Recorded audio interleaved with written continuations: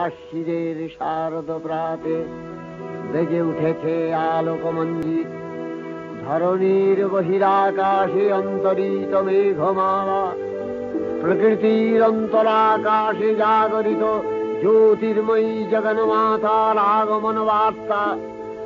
আনন্দময়ী মহামায়ার পদধ্বনি অসীম ছন্দে বেজে উঠে রূপলোক ও রসলোকে আনে নবভাব মাধুরীর সঞ্জীবন। তাই আনন্দিতা শ্যামলী মাতৃকার চিন্ময়ীকে মৃন্ময়ীতে আবাহন। আজ চিৎশক্তি রূপিণী বিশ্বজননীর শারদশ্রী বিমণ্ডিতা প্রতিমা মন্দিরে মন্দিরে ধ্যান বোধিতা।